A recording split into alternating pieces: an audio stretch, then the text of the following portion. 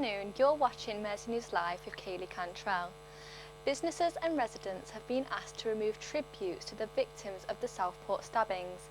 Families have said that they are grateful for the support but are now finding it triggering to see them every day. Sefton Council says it's looking into a permanent tribute. It's a very long journey that we're all on. We're all part of it in one way or another, the most important being those who've been directly affected. And that journey takes time. It's not something that can be, done before Christmas or done tomorrow. There's a long healing process, and there are right and wrong times when to do certain things. So while conversation and work can begin in the background to look at a memorial, the minutiae of how that memorial would look, where that memorial goes, etc., that's something that will be discussed in the coming weeks and months. Efforts to save Merseyside baby hospice Zoe's Place have stepped up a gear. The charity announced that last week it would be forced to close unless they could raise £6 million for a new building. But now famous faces such as Stephen Gerrard and Robbie Fowler have joined with people across the city to fundraise. Edith Toner has more on the story. As Zoe's Place prepares to close its doors at the end of the year, the community is coming together to try and raise £5 million to build a new facility for the hospice. Local tattoo shop Saints and Sinners held a fundraiser last week in hopes to try and keep the hospice open. It was brought up to me by one of the colleagues, Yaz, in here, that Zoe's Place is closing down. I was actually away when she brought it up. But Zoe's Place is huge. I know so many people who've actually had the children in Zoe's Place and we've gone through it. It's been a tremendous help to them. Without them, I couldn't imagine having my daughter going through anything like that. So for them to give that support to my friends, it's huge, and it's huge amongst the community in Liverpool and around the country. Zoe's Place, which is based in West Derby, provides respite, palliative and end-of-life care for babies and children aged between 0 and 5 years old and families. The hospice was first opened in Liverpool in 1995 and has supported countless families in that time. On the day for the fundraising, we found out about it. We've made little designs, things around like children, like teddy bears, dummies, bottles, butterflies, anything simple, little hearts, just small tattoos that people can afford, that they'll get something out of donating towards charity. Stephen Gerrard today has urged people to dig deep and help raise funds. Also, comedian Adam Rowe has already raised over £50,000. And we use the power of Liverpool and the power and the response and the overwhelming outpour of love and support that we've had since Monday, and we make this happen. There are plans to build a new £3.5 million hospice near its current location. However, delays with securing planning permission meant that there is insufficient time for the project to be completed. Huge, like everybody is a part of this. I'm not just seeing it just through our tattoo shop, I'm now seeing it all over social medias. Everybody's getting involved. I'm seeing celebrities from the local area all getting involved in it. But for us as well, we've had a huge demand. All the artists are getting full up from everyone wanting to come in and get a tattoo to donate towards fundraising. Edith Toner, Mersey News Live.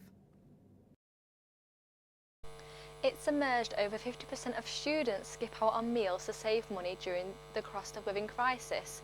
Students at Liverpool John Moores universities have told us it's common. A report has emerged from Lab Bible stating that over half of students skip out on meals to save money during the cost of living crisis. There are plenty of ways that students can eat well on a budget, including buying foods in bulk and buying them when they are on offer. People have also been advised to not waste any food and eat what they have before buying any more food. They have also been advised what foods are best to buy when on a budget. Some of these include beans, peas, canned foods, bread, fruit, salad and eggs. I also spoke to students to see if they had been skipping out on meals. Did you skip out on meals to save money? Yes, sometimes. Actually, really going very tight on my budget now. I really have to think, even today morning. Yeah, so it's whenever my student loan comes in. Yeah. So after I pay my rent, I've then got to figure out how much I've got left each week, and then figure out, like, Lidl's always the best place to shop because it's cheapest, but then it's making sure things don't go out of date and that, because we don't have enough room in the freezer. So numerous ways that students can save on money during the time at university. These include sharing cooking with your housemates, reducing your travel costs and taking advantage of student discounts. Lucas Wright, MerseyNewsLive. The rise of prices in supermarkets has impacted the amount of donations made to food banks. Food banks are having to send people elsewhere as they are struggling to meet those in need. There's probably not as much extra foods than what we had about 12 months ago. We used to get bread and fruit and veg and stuff like that. That's a big thing at the moment. There's not enough donations coming in and there's a big struggle for food. But generally, donations are very, very low because most people are struggling and the people who used to donate food just can't afford to do it now. We try to get people to move away from food banks and go to a food pantry. It's £3.50 at the moment and you go along and you can pick 10 items of food. It's different to a food bank where you're just given a parcel and you've got no choice. So we try to move people along to them so it can enhance their weekly shop. The average person spends around £30 according to recent statistics for an outfit on Halloween every year. The cost of living crisis has stopped people from being able to find the money for the month of October. Instead, people are finding a sustainable solution by reusing and upcycling clothes that they already own. Amelia Hampson reports. The cost of living has made Halloween costume prices to be unappealing to people celebrating Halloween. Instead, people are reusing and building a costume out of clothes they already own, which has become very popular for saving money, especially during this cost of living crisis. Alicia Hartley, a costume designer for Can Can Productions, has more. You know, you keeping things in your wardrobe that you already have and you're going to wear again, so you're being more sustainable in that aspect, but also you're not buying these costumes which are most probably made of polyester, plastic, they're not going to be natural fibres because they are made very cheaply, cheap materials, and you're also not having another thing in your wardrobe you're not going to wear and eventually it's going to end up in landfill.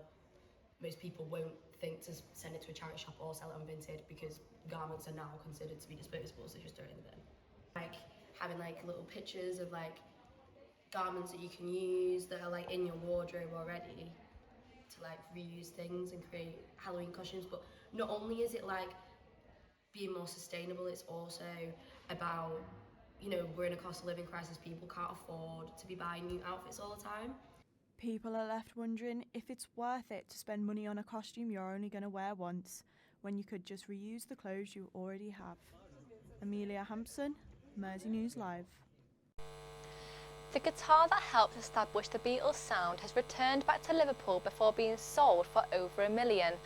The guitar belonged to George Harrison from 1959 up until he gave it to a contest to promote the Fab Four in their early days. Harrison bought the guitar with McCartney from Frank Hessey's guitar shop, where his mother had to sign a hire purchase agreement as the Beatles star was too young to sign a contract.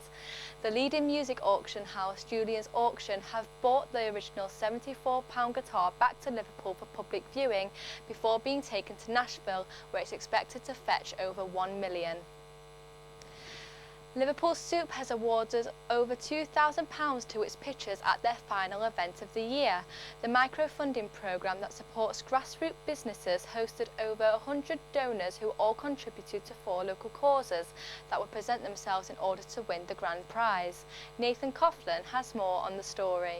Attendees described leaving the event as overwhelmed with joy, hopeful for grassroots causes and full of delicious soup, while pitchers left feeling triumphant after receiving an overwhelming amount of support and a small sum of funding to help further their causes. Pitchers like Zero Fashion UK and Green Parks presented themselves. However, the grand prize of £1,400 went to the Thinker Hub for their new initiative, Young Philosophy Training, which sets out to fund projects for schools so that they can have access to thinking sessions, teacher training and support programmes for students. Liverpool Soup has been hosting events in the city for 5 years and in total has given over £25,000. Louisa Behrman, head spokesperson, speaks about how it's not just growing in size they want, but expanding in order to reach other local causes. We really want to be targeting grassroots organisations, so people that perhaps haven't had funding before, aren't experienced with public speaking. We want to make sure that they're comfortable.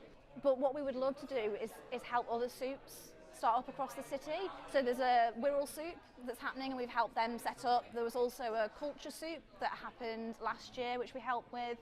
There's a few other conversations that we've had with people around what soup might look like for them. So it's less about growing Liverpool soup into a huge event and more about how can we get more of this concept and these types of interactions happening across the city where people can develop it for their own communities and they'll have a better understanding of what works and what their communities need. Soup will continue in 2025 with ambitions to support further grassroots businesses. Nathan Coughlin, MerseyNewsLive. An event is taking place this weekend to raise funds for Merseyside's homelessness. The Smithdown Weekender will be a weekend of free music, drinks and social events. The money raised will be donated to the Whitechapel Centre. Tara Moyes has more on the story. For its 7th year, Smithdown Weekender is a free event hosted in several bars along the Smithdown Road with proceeds going to the Whitechapel Centre. The event took place over 3 days and each bar had its own array of live music and discounted drinks to encourage people to come out for the event. This is a great cause for charity and it's really good at getting people out. Drink discounts are really good, live music, came last time, really enjoyed it, so decided to come again. Tara Moyes, MerseyNewsLive. That's all for the news. Here's Nathan with the sports.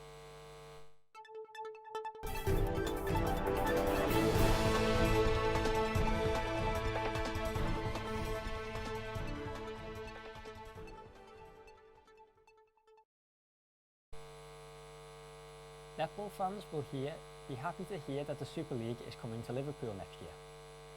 Younger generations have the chance to catch, watch and all-star team Manchester Thunder as they go head-to-head with Birmingham Panthers. Our reporter Lucy McMahon has more. The highly anticipated Netball Super League is set to return to the M&S Bank Arena in 2025, bringing together the local community and encouraging the younger generation to get involved. I think it's going to entice the younger generations to play netball. I know there's not a lot of representation from older people, especially when I was little, there was nothing on the TV to watch. So I feel like as it's in Liverpool, more on TV, people are going to be watching it more.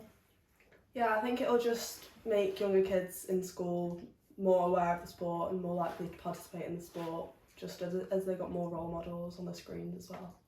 The 4-time Super League champions, Manchester Thunders, are set to take on Birmingham Panthers, creating a memorable fan experience and bringing a special atmosphere to the court.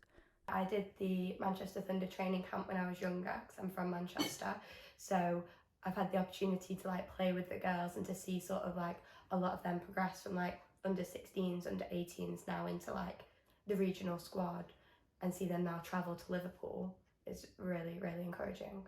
I'm Lucy McMahon, MerseyNewsLive.